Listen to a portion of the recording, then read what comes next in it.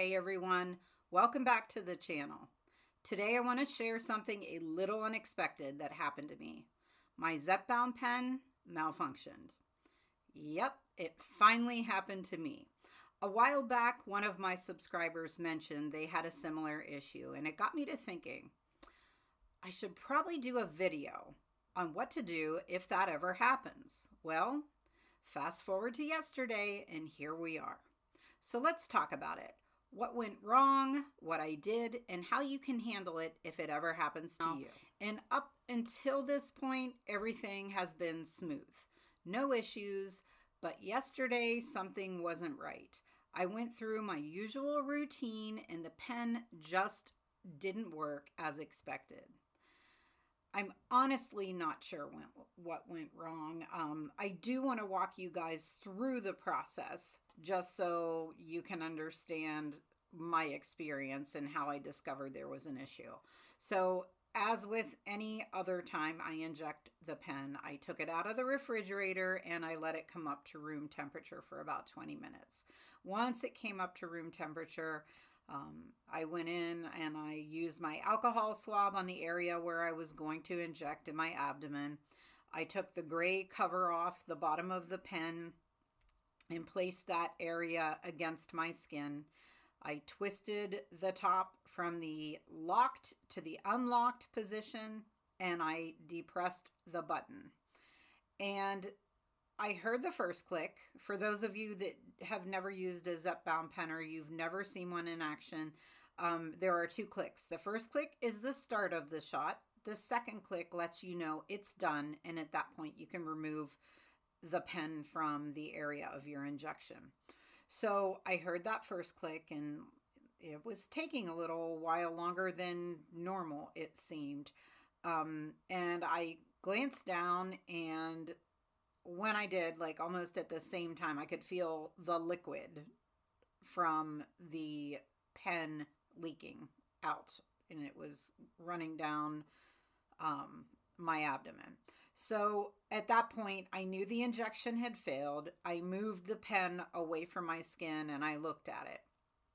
And the needle was not anywhere near the bottom where it would actually pierce the skin. It was not past that guard that you fit flat against the surface of your skin.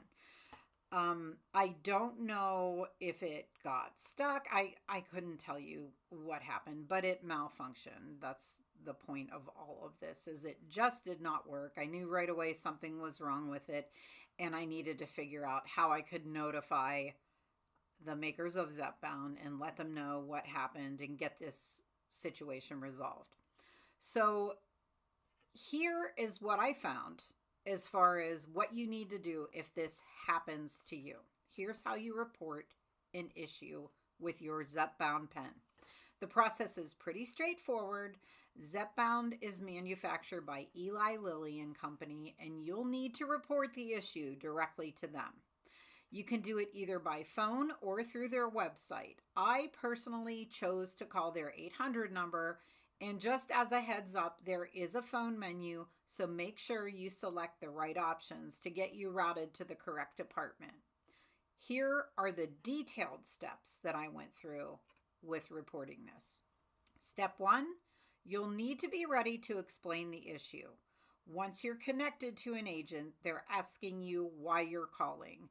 You want to be ready to provide information like the product name, dosing information, the batch lot, or the number. Actually, I think they needed both from me, and you will find those on both the pen and the box that the pens come in. And then, of course, the exact date that the issue occurred.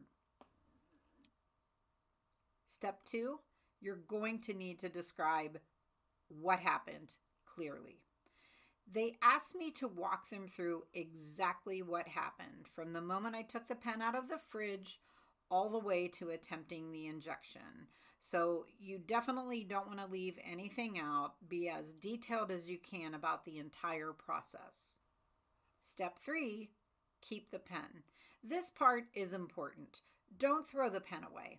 They might ask you to send it back to them so they can inspect it. And if they do want you to send it back, they're going to provide you with a prepaid mailer that you can just slip the pen in there and send it right back to them in the mail. Step 4, be aware that follow-ups might happen. Eli Lilly might contact your pharmacy or your healthcare provider to gather more information. So just be aware that that could happen. In my case, I really don't think they're going to bother with calling either one. As far as the pharmacy goes, they absolutely were not at fault as far as this issue with the pen, unless they want to call them to find out if other people have reported it. The box that this came in, I had already used a pen out of it the week before. It went off without a hitch. And then after the failed injection, knowing that yesterday was my shot day and I needed to take a dose of Zepbound, I went ahead and got one of the other pens out and gave myself an injection. And that one was fine. So 4 pens in the box. One has not been used yet. That'll be for next week.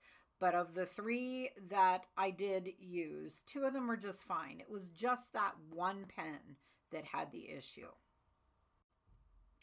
Step 5, side effects. You're going to want to talk to your doctor if you have side effects. If the malfunction caused any reaction or side effects, definitely check in with your doctor or pharmacist. Actually, guys, go to the doctor. I mean, they recommend you go to your doctor or a pharmacist, but if you're having a side effect, go to your doctor. Your doctor is going to know right away what you need to do, whether you need to go into the office, the ER, or just treat it with some ice or whatever. I would not waste time trying to get through to your pharmacist. And some extra tips I have for you guys for just a smoother experience.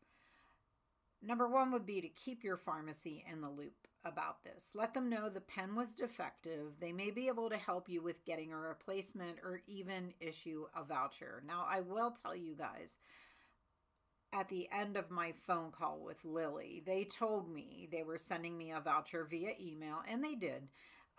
So there was no need for me to get in contact with the pharmacy about that. I will let them know that I had an issue with one of the pens being defective, just so they're aware of it. Number 2, document everything. You guys know by now, I document all the conversations with my insurance provider, all the conversations with my doctor. Of course, I'm going to document my conversation with somebody from Eli Lilly when a pen has malfunctioned. So write down who you spoke to, what was said, and any case number they give you. This really helps if there are any follow-ups that are needed.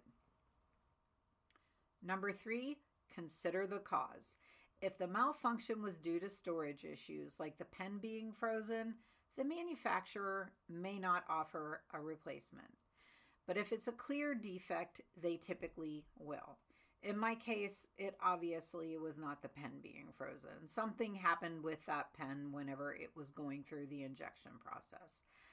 Eli Lilly, as I said before, sent a voucher to replace the medication, which I can redeem through my pharmacy.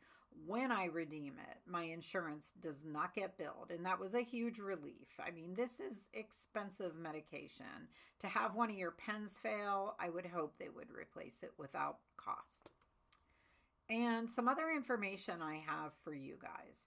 If you're using Mounjaro, the process is exactly the same. It's also made by Eli Lilly. And for my Ozempic and Wegovy folks out there, I did a little extra research for you guys and looked into how to report issues with those pens too. They're made by Novo Nordisk, and I've dropped the link in the description below if you ever need to use it. I hope you don't, but if you do, it's there. So that's it. I hope this video helps if you ever find yourself in a similar situation. If you've experienced this too, feel free to share your story in the comments. It might actually help somebody else. And don't forget to like, subscribe, and hit the bell so you don't miss future updates or tips. As always, thank you for watching, and I'll see you in the next video.